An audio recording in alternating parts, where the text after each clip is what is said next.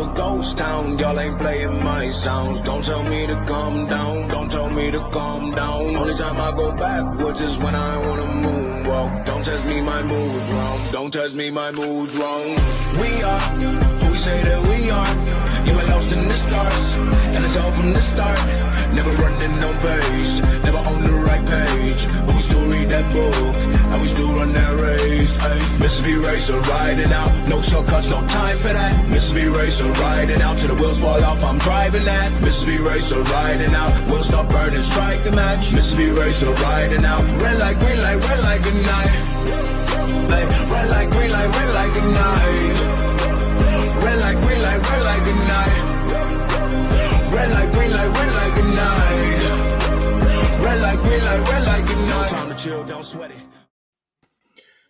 Good morning and welcome. It is Coffee and Sports. It is the morning show powered by Wire to Wire Network. Thank you so much for making us part of your morning routine. I am Chris, and that over there, that is Mo. Mo, how are you this morning, sir? Doing great on a wonderful Thursday. Welcome everybody that's jumping on and hopping on in with us this morning. Appreciate you. Mo, let's start with this. The wait is over, and man, oh man, have we been waiting for a hot second. But football is back tonight, baby. Yes. We got the Chicago Bears and the Houston Texans. Now, don't get too excited. It's not going to be great football. The Chicago Bears have basically already said nobody's playing for us. You ain't going to see Caleb Williams. You ain't going to see the starters. But, Mo, it doesn't matter. When you've waited this long for football to happen, you will take what you can get. It is the NFL product. You are going to see people who are going to make NFL rosters on the field tonight. So I'm for it. I'm going to check it out. I'm going to watch it for a little bit. Am I going to really see a lot of names that I know right away? Probably not. But I will be excited to see some football tonight. As will I. Look, even though we won't get the bigger names, there's always a great story. So some kid that was picked in the 4th or 5th round or even 6th round is going to go above and beyond and find a way to get a roster spot. And like I said, I've waited this long. We've all waited this long. Football's back. I'm going to watch the game. Now, will I get up from time to time? Sure. But I'm going to keep the game on. I'm going to watch the game. I'm sure my wife will pretend to watch the game, but I'll be totally invested in seeing these guys battle for roster spots. Now, if you are a fan of the Chicago Bears or the Houston Texans, I don't know why I keep saying Texans wrong. You should 100% be tuning in to the game tonight because you are looking to see who is going to make your team. You're looking to see which rookies stand out. You're looking to see which depth players stand out. So if you are, I assume if you're a Bears or Texans fan, you're already marking that on your calendar for this evening. But if you were just going to pass it up because, Caleb's not playing and some other things, I encourage you to be there, Mo, because you got to know your pieces. You can't just know the stars. You got to know your pieces. You have to know your pieces. And don't forget, look, we all love football. We're invested in football. But on a side note, you got to also know that in real time, things change and this could impact your Madden roster. I'm just saying. This could impact the moves that you make on Madden. Like Madden is a tradition, just like real football. It's caught up to real football. It matters that much. So, yes, tune into the game. If you're a true football fan, you're going to watch the game regardless. If you're a Bears fan or Texans fans, you're invested in the process. Like I said, I'm going to be watching because I've been waiting for football for a minute. So I can't wait. Mo, if you are a fan of the New England Patriots, these past couple of days, I've seen some of the Patriot message boards. I've seen what they've had to say, and it's basically been everybody relax. It's not, listen, Matthew Judon wants a new contract. It is what it is. We're making a mountain out of a molehill. Fine, very well. Then we had news yesterday, Mo, that the Patriots have already offered Matthew Judon a new contract. Now, we have to work with what we have, right? So when the Patriots come out and they say we have already offered, already means he's already received it, and apparently he isn't interested in it because he hasn't accepted it. So already offered means he's already had it. He doesn't like what it is or whatever because he's still holding out or holding in or whatever he's doing. He was holding in, then he got upset and now he's apparently holding out. Either way, he has not signed a new deal. So the Patriots are coming out, Mo, and basically saying, listen, we gave him something. If he doesn't want it, he doesn't want it. We're doing our part, Mo. We're doing what we can on our end because we want to get this resolved. We want him to be in camp, and we want him to get ready for the season. Well, that's all fun and fine and dandy until Matthew Judon comes out and says, quote, no, they haven't, but it makes me look bad again. Don't believe the lies.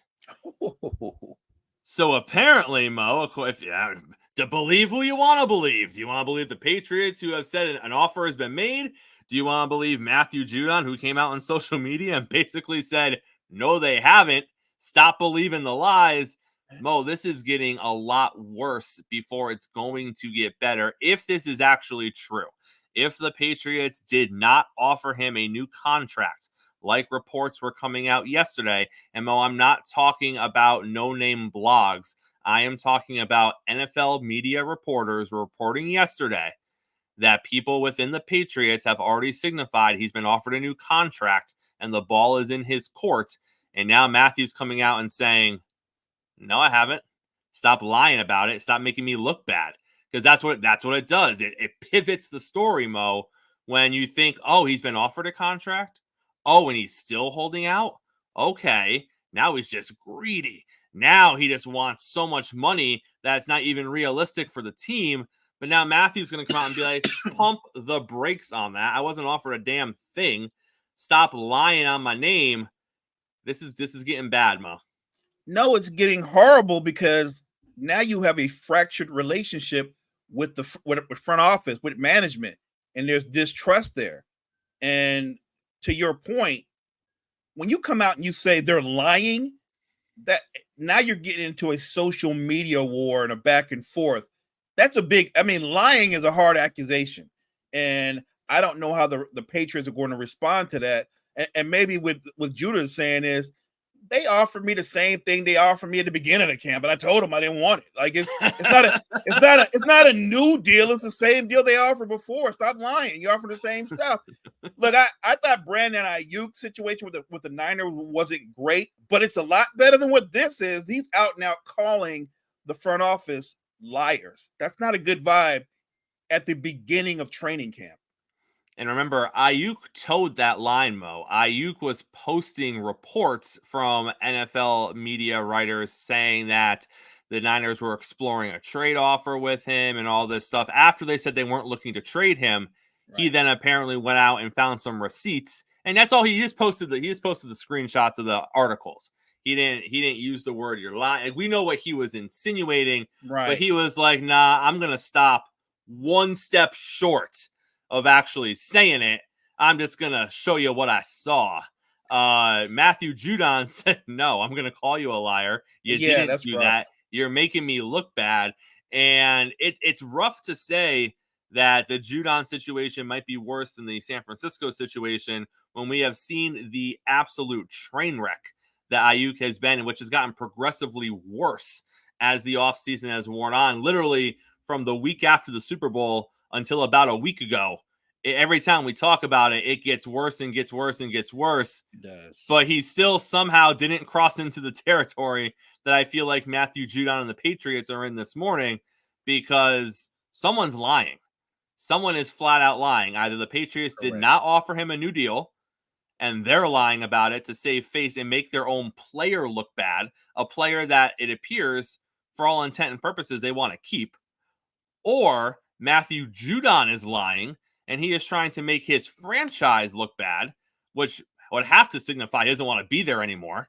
So if he's doing that, Mo, you would have to assume he's trying to get his way out of New England, which look how quickly that broke down.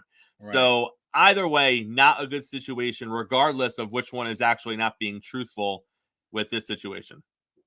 No, it's not good. And I feel like it's one of those kind of things you don't want to have negotiations and make it a social media war, a back and forth. That looks bad on the player, but that looks even worse on the organization, especially when the player literally comes out and calls you a liar. This situation is one of those kind of, it's very unpatriot like when you think about it, because you're Gerard Mayo, you're a young coach and you're trying to stir this ship and go forward from the Bill Belichick era. Whatever you want to say about Bill Belichick, what he was really good at was keeping stuff in house. There wasn't a lot of this back and forth stuff. Matter of fact, even if it was in private and Bill Belichick said, well, this is the offer and that's it, and the guy would go, well, I'm not going to take it. Well, Bill goes, give me a couple of weeks. We'll get you out of here. Like, he would move on from it. And this is very unpatriot-like for this to be out in the public the way it is. Another story coming out of training camp yesterday is what is happening over in Pittsburgh Steelers camp. There was a fight in Pittsburgh Steelers camp yesterday, but those happen every so often in training camp. Mike Tomlin downplayed it, as Mike Tomlin should, and as most coaches should. You know, it happens. Tempers flare. It's really hot out. You don't want to be out there. It's a thing. But the bigger news coming out of Pittsburgh Steelers camp is the fact that Justin Fields has been taking Team 1 reps. Now, remember, Russell Wilson was dealing with a calf injury. He missed a few days of practice. Obviously, Justin Fields took Team 1 reps while he was out, and Justin Fields looked good. He looked good during those Team 1 reps. There were a couple of highlights of him going around social media. And now that Russell Wilson has returned from his calf injury and seems to be doing better, Justin Fields is still taking Team 1 reps. In fact, they're splitting reps right now. Now, Mike Tomlin said earlier in the season, Mo, that he was not going to, and I'm paraphrasing, I don't have the quote in front of me, but he basically said that he is not going to back himself into the corner, and he is not going to give you a play-by-play of the split of the reps. He's not going to say Justin's going to take, this percentage or that percentage, or we're increasing it to this or we're decreasing it to that. He said flat out, day one of camp, I'm not playing that game. I've been around this league too long. I am not going to give you anything to hang your hat on so you can use it against me later on. He restated what he said initially, was that Russell Wilson is the leader of that race to become the starting quarterback, but it is an open competition, and that's where he was going to leave it. And okay, that's what we've been hearing from the beginning. From the beginning, we've been hearing that Russell Wilson, it's his job to lose. If all things go as they're supposed to go, he will be the starting quarterback of the Pittsburgh Steelers. But if something crazy were to happen in camp and Justin Fields looks like $1 million out there, or $10 million, or in the case of actual NFL quarterbacks, $55 million, then Justin Fields is going to be the starter of this team come week number 1. Now, Mo, I will say the one thing that benefits Justin Fields in this situation is that the Pittsburgh Steelers don't have a horse in this race. They have no relationship with Russell Wilson. They have no relationship with Justin Fields. They didn't draft Justin Fields. They didn't draft Russell Wilson. They didn't pay Russell Wilson a huge contract. It's literally two guys coming in, putting in the work, and they are going to go with whoever they think is going to give this team the best opportunity to win. Russell's on a 1-year deal. Justin is still on I think he's still on his rookie contract. He is. So you're not paying a buttload of money for either of these guys. You don't know what you really have in Russell Wilson, a quarterback that probably only has a few years left in his NFL career as a starting quarterback. You don't really know what you have in Justin Fields, a quarterback who at times looked brilliant in Chicago and at other times didn't look great at all. So regardless of which quarterback you are, the one thing you have going for you is that they just want the best option. And if you are the best option in camp for the Pittsburgh Steelers, I think you're going to be the starting quarterback. So, Mo, with that in mind, I look at all these Justin Fields fans in Pittsburgh who are rallying behind Justin with these. And again, and I hate to put Justin Fields in that category, but I'm going to. They're just showing highlights, Mo. They're just showing highlights. Look at this throw. Look at this run. Okay, great. We can go back to Chicago, Mo. Look at this throw. Look at this run. Now show me the wins. Now show me the game-winning drives. Now show me the clutch plays when you needed a first down or you needed to get points on the board. And if you listen to the beat reporters who are down there, they're all basically saying the same thing. The first one, Justin looks better than we thought he would. Fine. That's fair. The second one, there's still a gap between him and Russell Wilson. because at the end of the day, Russell Wilson is a starting quarterback in this league, and he does what a starting quarterback needs to do consistently. And I think that's the gap. That is what Justin Fields needs to close. And Mo, I'm not convinced he does that in training camp. Now, I'm not saying Russell Wilson at 36 years old is the future of the Pittsburgh Steelers. But if we're talking right now, this season, week 1, who is going to be the starting quarterback? I think it's going to be Russell Wilson, because I don't think, although Justin Fields is always going to give you the sizzle, he is always going to give you more sizzle than a 36-year-old Russell Wilson. I get that. But can he do all the other little things that you need your quarterback to do? Can he look at a situation on 2nd down and 8 and say, I'm going to throw the ball away because I'm not going to risk taking off and running and fumbling the football or throwing it across my body or something crazy like that. I would rather have a 3rd and 8 than take a risk and maybe have a 20% chance of having a 3rd and 1. You know what I mean? Like, it's that kind of stuff where Russ is going to process quickly and be like, it's not there. Throw it away. Now, sometimes can that frustrate you with Russell Wilson? Sure. But at the end of the day, I think the decision-making from Russell is going to be better. And I think that the mechanics of being a quarterback and doing everything you need consistently from your starting quarterback is going to be better. And that's why Russ is going to start week 1. That doesn't mean week 8, Justin's not in there. Give the kid another 2 months in the system, and it could be a whole different story. I just don't think he's going to close the gap that quickly on Russell Wilson unless there's an injury or unless something else is hampering him. I just don't think that's going to be the case. I think that you make a great point that I look at Russell Wilson like this. I think this current version of Russell Wilson, the Russell Wilson we saw in Denver, he plays not to lose. He plays very safe. So he will dink and dunk. If it's 3rd and 8, he's not going to take a shot. He's going to throw it away if it's not there. And that's the smart play, right? 3rd and 8, it's not there, throw it away. You know, kick the ball away and trust your defense. Russell plays not to lose. And in a weird way, I would say that he's kind of what the Steelers need. If you have a quarterback who can play clean and do just enough to complement your run game and your defense, even though I don't think I think the Steelers might just miss the playoffs in a tough division. If Russell can be that solid and the defense as elite as it could be, they very well could be a surprise in that division. The thing about Justin Fields, though, the X factor about him, Chris, is he gives you the explosive plays. He can turn a 3rd and 8 and turn it into a 60-yard gain with his legs or his arm. And I think, like you said, that sizzle alone is what keeps him in the competition. But what Russell Wilson can still do is he can dissect the play. He can walk up to the line of scrimmage and go, oh, they're in cover 3. That's not going to be there. I'm going to have to drop it off, or I'm going to change. I'm going to audible out of it to a run. I don't think Justin Fields is there yet with the little nuances in the adjustments of the game. But I do think it's an open competition by this metric. If the Steelers get off to a slow start under Russell Wilson, I don't think Mike Tomlin would hesitate to make a change.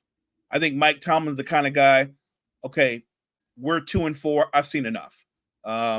Maybe Russ's lot in life right now is to be a veteran backup.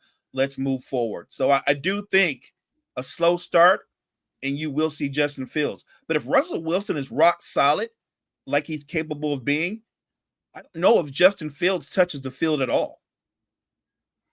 And again, we're going to go to stats. And I know stats are not everything because, again, eyeball test, Chris. Look at what Justin can. I get it.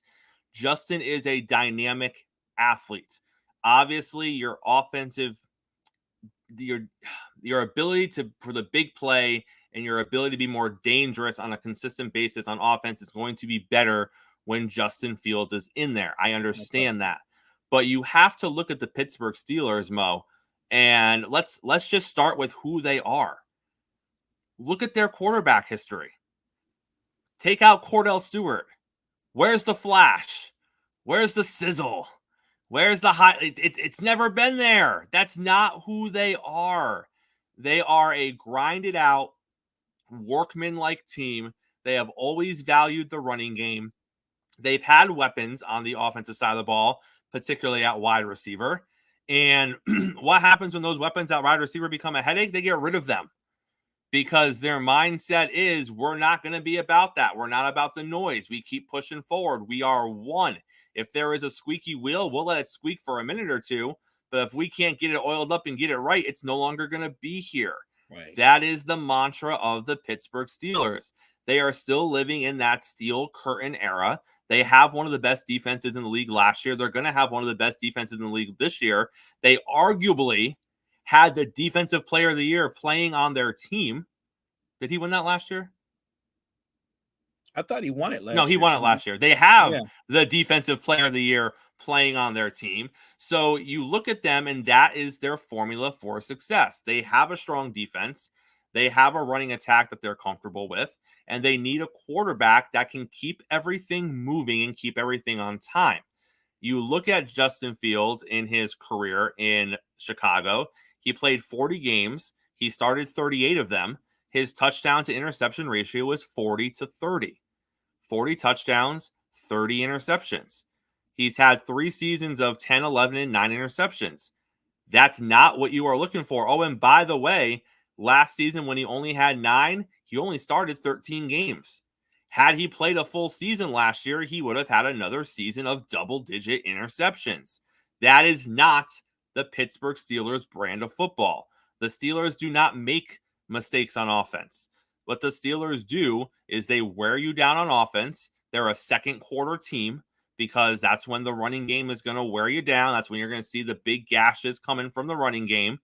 They are a defensive-minded football team. Look at their head coach. He's only been there forever. And they're going to win close games. Look at what they did last year. They had literally no offense last year. They had a terrible inconsistency at quarterback last year. And with smoke and mirrors, they put themselves into the playoffs. So I'm not going to sit here, Mo, a month before the NFL season begins and listen to people say, nope, Justin's coming. Right. No, Justin is a human highlight reel. Until he does the little things consistently, completing passes consistently. Mo, for his career, he barely completes 60% of his passes. If you are the starting quarterback of the Pittsburgh Steelers, you need to complete like 65 or 66% of your passes. Through his first 3 years in the league, he hasn't proven to be that guy. He is not the guy that can consistently hit the 8-yard under route in the receiver's chest and pick up 9 yards. That's not what he does. All right. He has a cannon. He likes to use his cannon. He likes to use his feet. He likes to extend plays. That's not the Pittsburgh Steelers offense. They don't have an offense where, with Patrick Mahomes, they have a whole set of things that happen once he breaks containment. That's because the offense is built for that. When Patrick is extending plays, his receivers and backs, they know, all right, we got to start doing this because it's built into the offense. They know what to do when the play goes past the 4-second mark.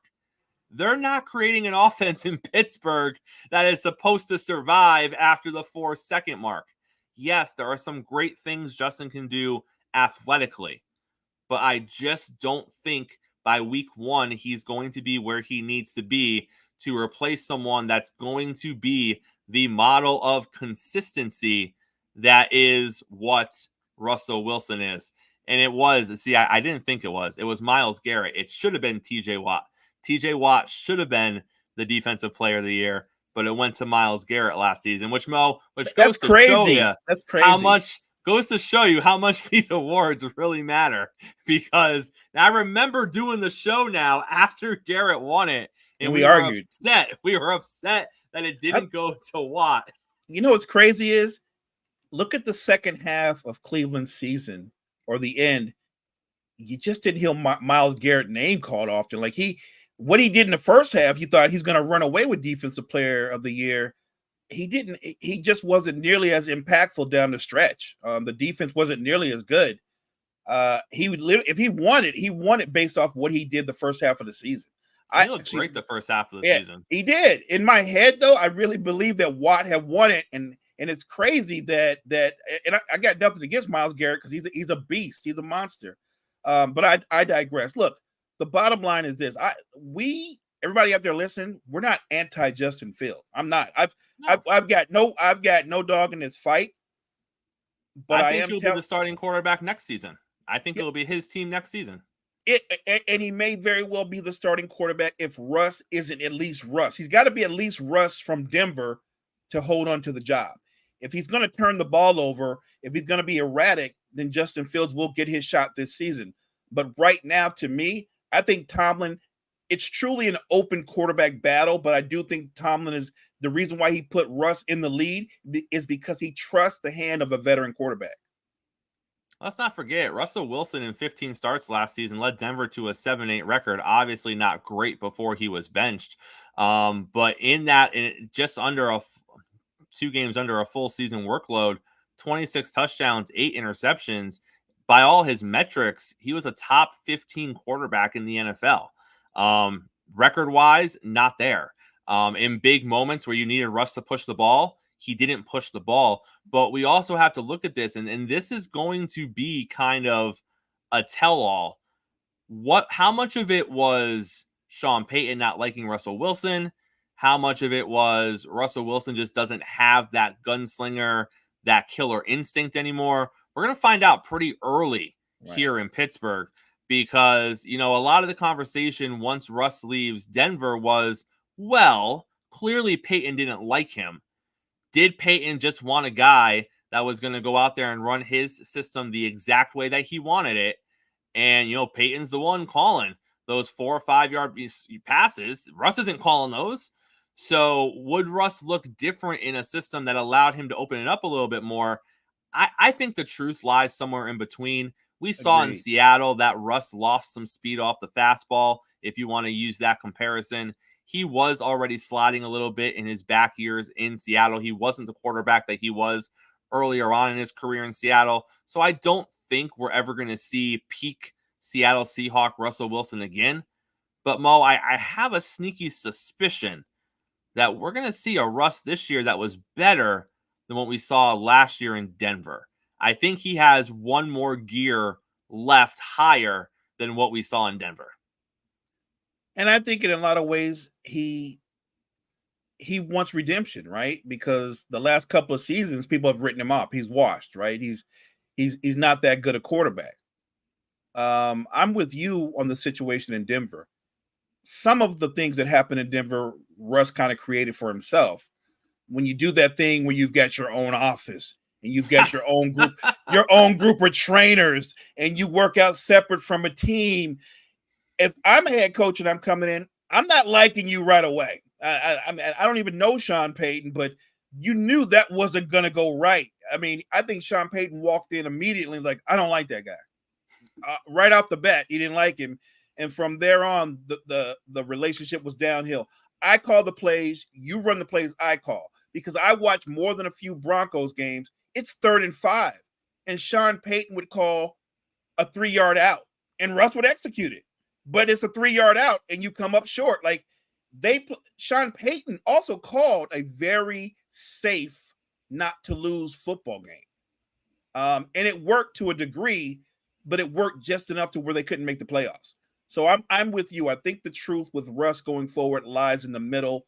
I think he's better than what you saw in Denver, but he's never going to be Russell Wilson, the Pro Bowl quarterback either. I just think he's capable of leading these Steelers. I think he's capable of, in a very tough division, putting them into the playoff spot. I don't have them making the playoffs, but look, I'm not rooting against Russ. If he surprises me, if Tomlin works that Tomlin magic where somehow, some way, he has another winning season and they end up in the playoffs, good for them. I think big picture, you're right. Justin Fields down the road, be it late this year or next year, will be the starting quarterback for the Steelers. I foresee that. The kid has incredible talent, but he still needs to learn the game. And again, not a Justin Fields hater by any stretch of the imagination. And I'm also going to acknowledge the same thing I just said about Russell Wilson is also potentially true about Justin Fields. What would Justin Fields look like in an offense that isn't, I mean, Tomlin is a defensive head coach, but what would it look like in an offense that isn't the Chicago Bears offense? Remember, Chicago has never had a 4,000-yard passer, ever. They don't have a lot of offense happening up there in Chicago on a regular basis. So would a new change of scenery benefit Fields as well? That's very possible. So the same things that could help Russ hit his 1 gear higher than in Denver, who knows? Maybe it helps Fields hit 2 gears higher than what he had when he was in Chicago. But my only pushback against that is there's little things that we never saw Fields able to consistently do that doesn't change just because you have a new system or a new offensive coordinator. And that's his accuracy, that's his decision making. Sure, you can run plays where he has one option and not three. I get all that. But when you're still missing open receivers on a consistent, that's the stuff that Fields needs to polish up on. And Mo, obviously he can. We're not talking about a guy that was, the 6th round pick in the draft that they took a flyer on.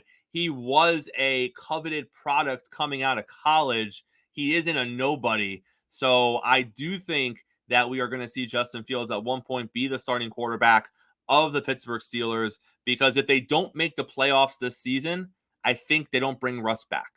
I think Russ is here for 1 year of magic. And if Russ can capitalize on the magic and they can let Russ cook and he gets him into a playoff run, then maybe we're talking something different for next season. But if Russ just has another good season, let's say he goes, he went 26-8 last season. Let's say he goes 30-10 this season. They win 9 games. They miss the playoffs. I don't think they bring him back. I think they say, we gave it our best effort. There were a couple of games where down the stretch we needed Russ and he just couldn't pull it out. Let's go see what we got with the kid. Because at that point, the kid who's going into his 5th year in the league, as compared to 37-year-old Russell Wilson, looks a lot more attractive because you saw what you had with Russ. And if it didn't get you to the playoffs, it is what it is. But I digress. I'm not a Justin Fields hater, despite what the people in the comments want to say, Mo. I'm not that guy. Look, I think Russell Wilson is at one of those crossroads. He's either going to have a bounce back year and be Kurt Warner like in Arizona, or he's going to be Donovan McNabb on Minnesota. It's going to be one of the two. That was rough. Rough. It's going to be one of the two. It really will come down to that. And a lot of times it just doesn't end well. At some point, a guy just doesn't have it anymore. We're going to find out about Russell Wilson real soon, early this season. And look, they're going to play preseason games. If Russ doesn't look good in the preseason, he could lose the job. He could very well lose the job. So that's what it comes down to, what you do on the field. The USA Today came out with a list, and I automatically don't like the list, Mo, because I'm not a big fan of a list that lists the 10 worst head coaches in the NFL. I think that once you start having a list like that, you are already putting yourself in a precarious situation based on who you put on the list, and we're going to get into that in a minute.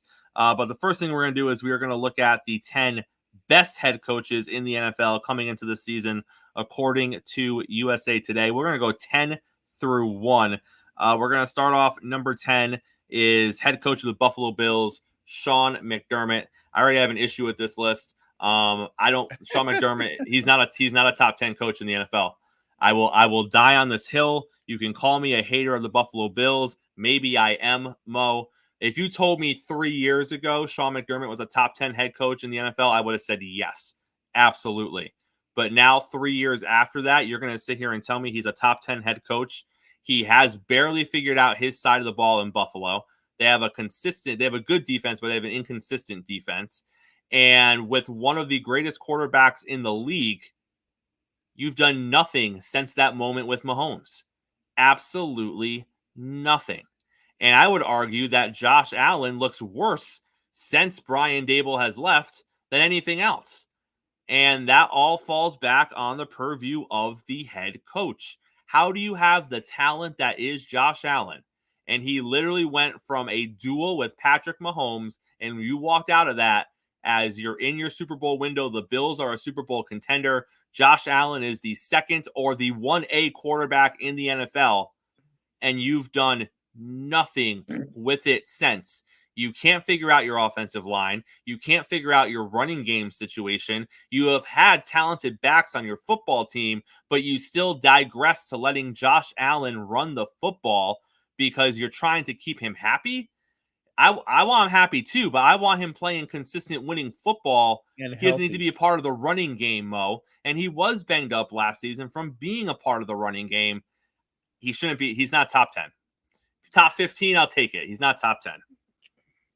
Just for the record, my partner is a diehard Dolphins fan, so I just want to put that out there. Say it. I'm okay with that. I'm just putting it out there. Look, I would say if you look at the numbers, if you're a numbers person, the Bills have been an 11-12 win team since he's been there, right? I mean, it happened. It's fair.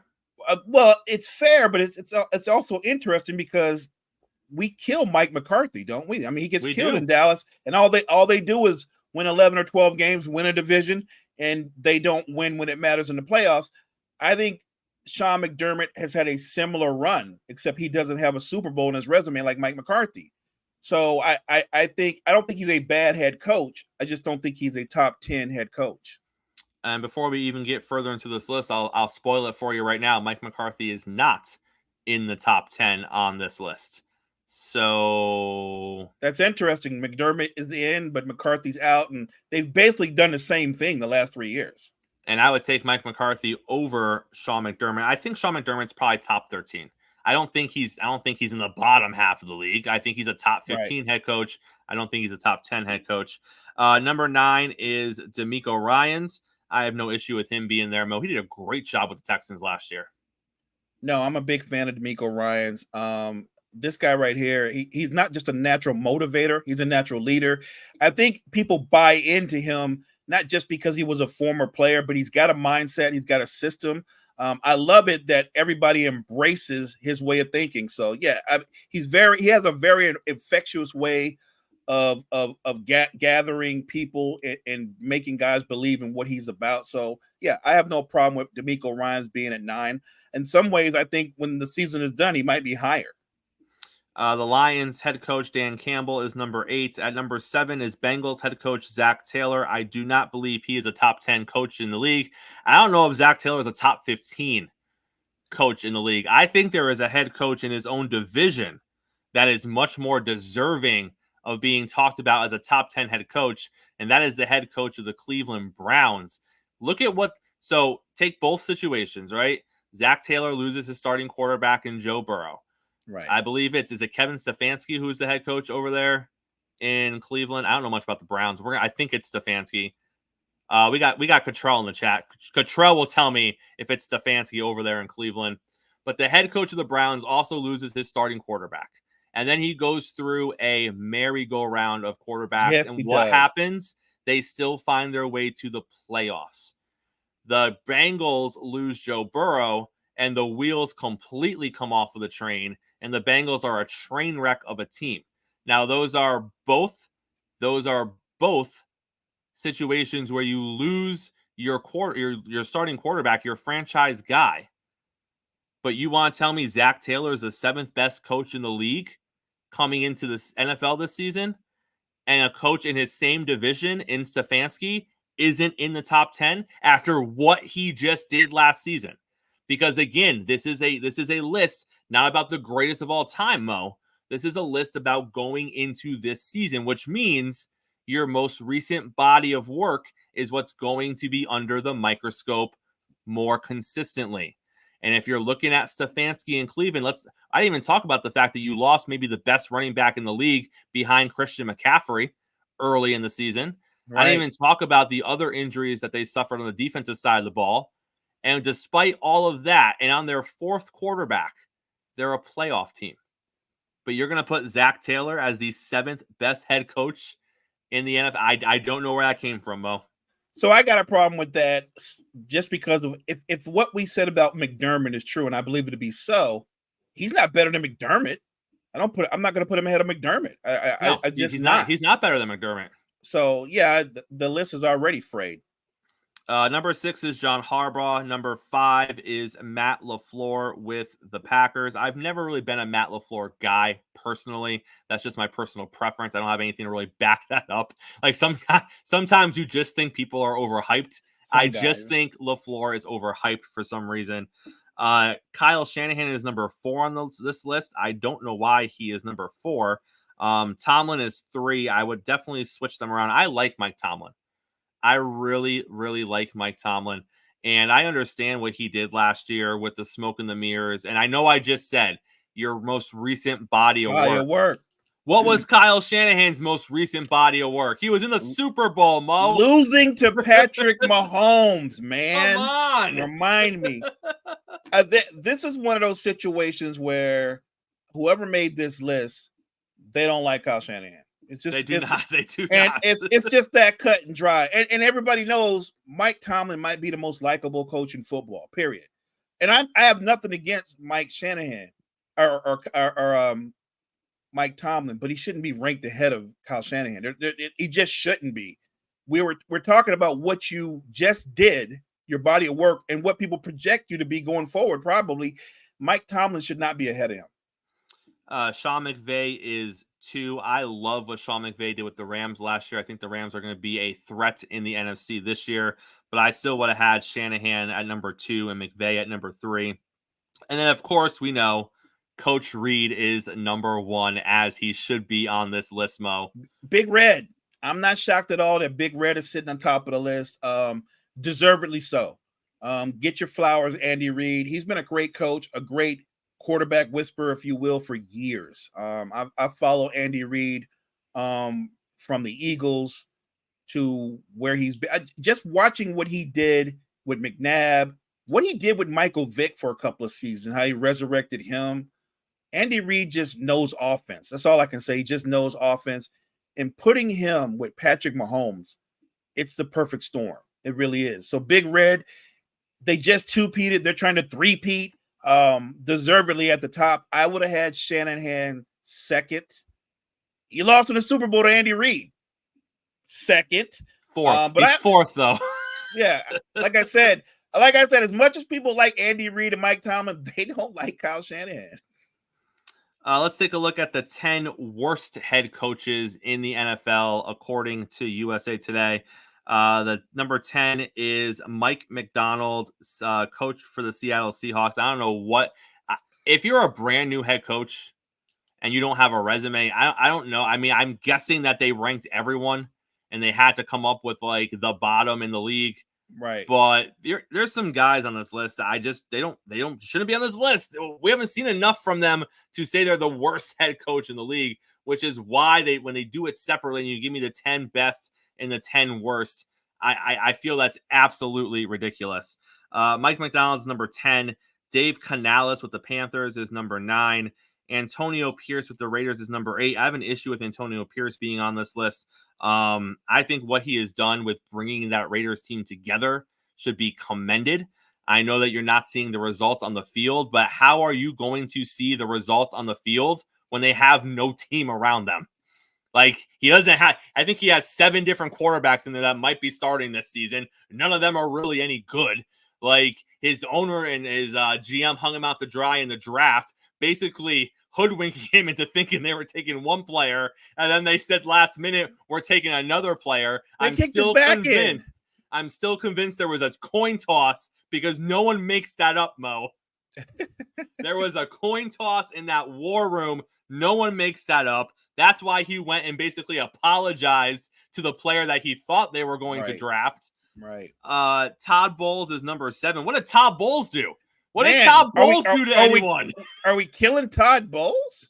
All he did was take Baker to the playoffs. What? Todd Bowles? What did he do to anyone? Brian Callahan with the Titans is number 6. Robert Saleh with the Jets is number 5. Brian Dable is 4 with the Giants. Gerard Mayo. My guy hasn't even coached a game in the NFL yet. And you're got him number 2. He's the 3rd worst coach in the NFL. Wow. He hasn't coached yet, Mo. Hasn't coached yet. We've already written him off that he's an awful coach. Right, before he ever coached. Get him out of here. Get him out of here. He must be having an awful training camp. The second worst coach in the NFL, Matt Eberflus. I can get on board with that. Okay, that one's good. I can get on board with Matt Eberflus as the second worst head coach in the NFL. And then any idea who the worst head coach in the NFL is? I would assume it's the guy that got fired from San Diego. No, he didn't make the list. He's not a current coach. It's Dennis Allen. Dennis Allen, worst head coach in the NFL, according to USA Today. I mean, that's a good choice too, but I don't know. In my head, I was thinking like all this time, the guy with the Chargers has got to be him, but obviously he's fired. But yeah, right. Mo, let's talk a little basketball. Let's talk a little Team USA. I feel like you chuckled. When you saw this the other day. Joel Embiid, 0 minutes played. Coach's decision, did not play. Team USA rolled. Steve Kerr has already come out and said he's starting. He's going to play against Puerto Rico. Everyone take a deep breath. Mo, what did you make of Embiid not playing? I don't even think it was an issue at all. I felt like they didn't think they needed him, and they didn't need him. And if you look at Embiid with his history of lower leg injuries, I think you want to be careful and monitor his minutes anyway. I'm sure Sixers fans, the Sixers front office appreciate him getting rested. For sure. You know what I mean? So I don't think it's a thing at all. Rest the big man and play him when you actually need him. Now, obviously everyone's going to make a big deal out of this, but I agree with you. It's one of those situations where, and this is no disrespect to other countries in the Olympics, Mo, but when you honestly look at the basketball competition in the Olympics, there are a handful of teams that you would acknowledge could give Team USA some trouble. The team they just played was not one of them, which is why Team USA won by like 40 points or something ridiculous like that. You have to look at this, and you have to, as the head coach of Team USA, you need to make sure that you are, obviously you want your guys to get minutes in. Obviously you want your guys to be fresh and whatnot, but you also have to look at the injury history of some of these players. And if you get a chance to give someone rest for a game, give them the rest for the game. Because when we start getting into those medal matchups, that's when you need everyone to be healthy. And you don't want someone getting banged up in what was probably always going to be a 40-point win when you could have just given them a little time to keep everything fresh, keep themselves rejuvenated. So I see no issue. No, it's no controversy. Look, a couple of games ago, I believe Jason Tatum and Halliburton didn't play at all. And a lot of people were making up a big conspiracy about it. And I just thought it was one of those things where they just got rest. They just got some rest and they weren't needed. I don't think it's a thing at all. I think when you're dealing with these professional athletes, and I know every franchise that has somebody representing you, Team USA on there, they love it when their guys get rest. You have to believe they love it. They want them to come back home 100% healthy. So you have to just monitor their minutes. And we're a deep enough team that you can have a different starting lineup literally every game. Mo, we are going to close out the show today talking about SummerSlam. It's the biggest party of the summer. It happens this weekend. If you are a wrestling fan, we're going to go through the card, Mo, and we are going to give our official SummerSlam predictions. We are going to start with the Intercontinental Championship. Sami Zayn, who is somehow still champion. Imagine that. Sami Zayn is defending his Intercontinental Championship against Braun Breaker and Ilja Dragunov. It is a triple threat match for the Intercontinental Championship. I'll let you start off here, Mo. Is Sami walking out of the biggest party of the summer still Intercontinental Champion? Man, that's a tough one. I don't think so. I don't think so either. I do not believe, and I have nothing against Sami. I love Sami. He's a blast. I do not think he walks out with the belt. One of those young studs, one of those up-and-coming superstars are going to be your new Intercontinental Champion. And I think that man is going to be Braun Breaker. Braun Breaker is breaking out. He is ready for a singles title. He's been kind of stagnant before the Sami Zayn feud. I don't think they really know what to do with him. So I think they're going to follow the default position, put a belt on him, That way we can obviously just make natural storylines with him as champion. And I think that is what they're going to do. I think this could be the match of the night, though. From as far as the wow factor, these three guys going at it, this could be match of the night. But I think Bron Breakker wins the Intercontinental Championship. It might be the best match. United States Championship, Logan Paul versus LA Knight. I think Logan Paul needs to lose the title. I don't like LA Knight, though, but I think LA Knight is finally going to get his championship here, Mo. Well, I don't normally root for Logan Paul, but I will against LA Knight, so I don't like him. I don't know why. I don't know why. There are some professional wrestlers, for whatever reason, you don't like them. I don't like LA Knight. I don't like his shtick. I don't like that whole thing. I don't like none of it. I don't like nothing about him. Nothing. I'm with you. I don't like nothing about him either. I don't like nothing. I don't get it. I don't even like his name. I just hope he loses. Women's World Championship, Liv Morgan defends her title against Rhea Ripley. Mommy is home. I will tell you right now, Mo, Liv needs to retain. Liv needs to retain. Rhea doesn't need the belt. Liv's first title reign was about 100 days, I believe. This title reign has been highlighted by the storytelling between her and Dom, and now you're bringing Rhea back into it. Rhea is a superstar with or without the Women's World Championship. Liv still needs it. Liv needs the championship to be on the same level as Rhea without the championship. I think Liv needs to find a way to retain, and it might be the double cross by Dom. I feel it. Do you feel it, Mo? Do you feel it coming? Yes. Because look, you can see where this sets up. With Mommy, Dom is kind of like her flunky, right? He's her underling. She runs the Judgment Day. We know this. But with Liv, she puts Dom first. I'm only setting it up on a pedestal very high. I could see the double cross coming. I think Liv retains, and I think it's because of the double cross, which will set up a much bigger storyline and a much bigger match. Or it could be the accidental double cross. It could be, it looks like Dom's trying to help Rhea, but he helps Liv by mistake. And they could drag it out for another match before we get the real double cross. Yeah, I got you. That could happen. It could go that way as well, but I think Liv should walk out with the championship. On the other side, the WWE Women's Championship, Bayley defends her title against Nia Jax. I love Bayley, but I think this title run has not been great. I think it's fallen flat. It's been dull. I was so excited for her to win the belt, and then nothing of substance has happened for her since WrestleMania. I don't think it's better to put the belt on Nia, but I just think it has to come off Bayley. So I think Nia is the right move to win here. I guess, Mo, the only question is, are we going to see Tiffany Stratton cash in that women's Money in the Bank? Because that would be a shot of electricity. I think that's for exactly that belt. What happens. You're calling it? I think Nia Jax wins a really tough match, and she's champion for like a minute. That's a whole minute. She gets the Drew McIntyre treatment. Right. She's going to get the Drew treatment. And Tiffany, and look, if Tiffany Stratton becomes the champ, she's going to have a long run. That's money right there. She is money. She is.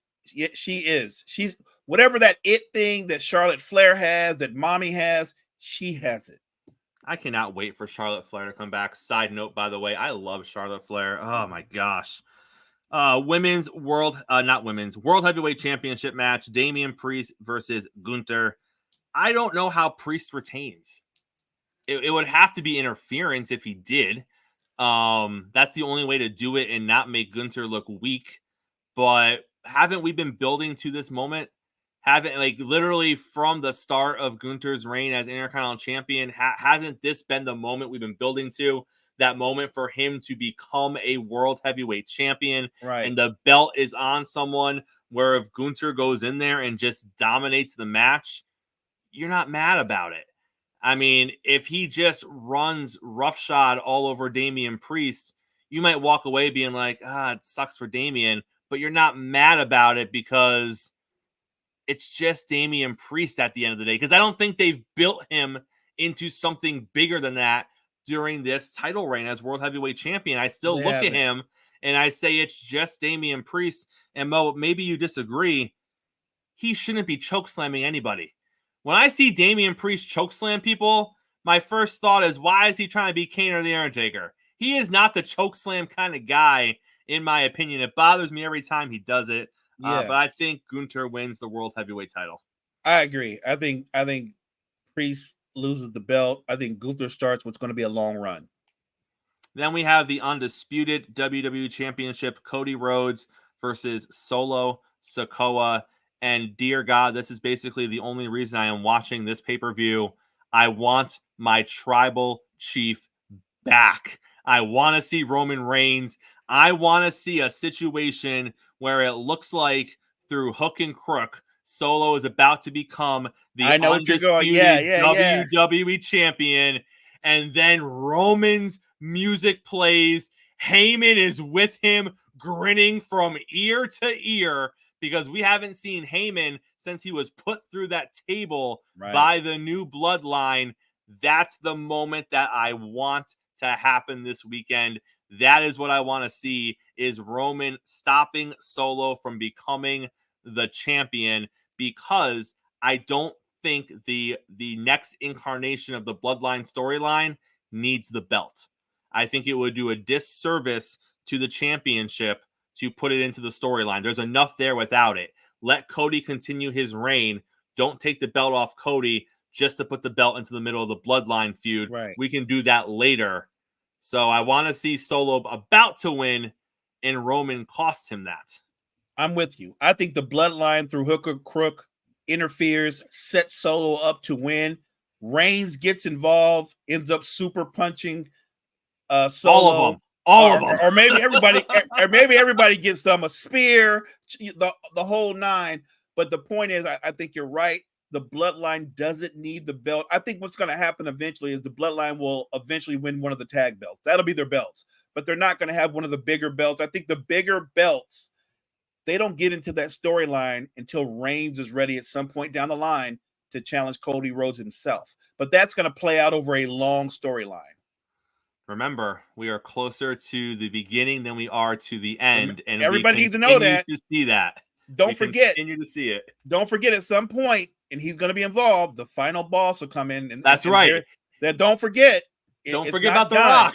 It's not done.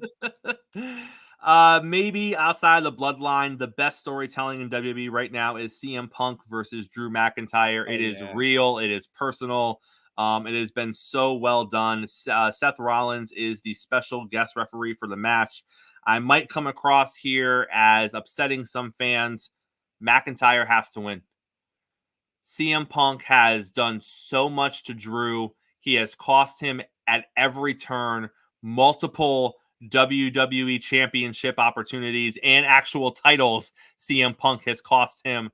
McIntyre has had no true comeuppance this entire time. He's got to win the first match. Now, they can have a rematch down the road and CM Punk wins the feud, but McIntyre has to win the first match. I'm in agreement. Look, Drew's one of the top stars in WWE, but nobody's put him over recently. Like even when he went over, he screwed himself by messing with Punk and cost himself the belt. I think Drew finds a way to win tonight, or a win on SummerSlam, and then it sets up for a bigger feud. Like it may end in a cage match or Hell in a Cell or something of that nature. Ultimately, Punk will win the feud, but I think Drew needs to win in SummerSlam. And don't forget, Drew just signed a brand new deal. He's got brand new money. They're not gonna. I don't think they're gonna do Drew wrong on his first feud coming out of that brand new deal. He's gonna pick up the win against CM Punk. In my opinion, it's gonna be a great match too. And let's not forget, he may not pick up the win clean. Not with Seth Rollins. Rollins is the referee. So that's another great way to give the heel the win and not take too much off of CM Punk and transition Punk potentially into a feud with Seth Rollins. There's a lot of different ways they can go with that. The one thing I will say before we wrap up today, Mo, are you surprised that main event Jey Uso is not on the card. I am surprised, and I hope somehow, some way, he's not on the card, but he gets involved. I would imagine he's going to be in the Cody Rhodes match. I would imagine that when the Bloodline gets involved, Jay's going to come out to try to assist, and we're going to see Jay before we see Roman. Right. But the pop that we're going to hear when Roman's I'm ready for it. I'm ready for it, Mo. Yeah, I'm here for all of it. I'm here for this whole Bloodline storyline. I can't wait to see it progress and evolve. I'm hyped for it that the tribal chief is coming back. Well, we covered it all this morning. We covered the NFL. We covered Team USA basketball. We covered WWE, and now we are taking it to a close on a Thursday. Thank you guys so much for joining us this morning. We appreciate you guys so much. Make sure you check out all the great content we have at Wire to Wire Network. Wire to Wire Network, we appreciate you. Make sure you're back here, same time, same place tomorrow. We have more NFL training camp news. We're going to check back in with Team USA basketball. All of that and more. Coffee and sports. It's the morning show, powered by Wire.